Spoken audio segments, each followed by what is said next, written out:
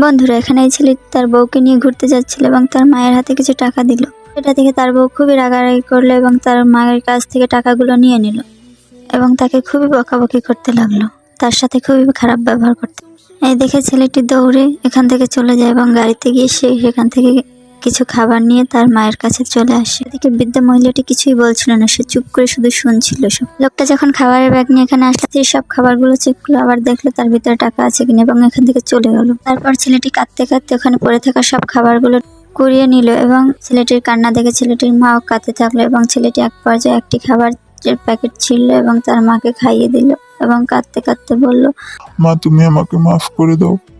আমি তোমার খেয়াল রাখতে পারতেছি না। তুমি কত কষ্ট করে আমাদের বড় করেছো, আর এখন তোমার খেয়াল রাখতে পারছি না। আমাকে ক্ষমা করে দাও মা।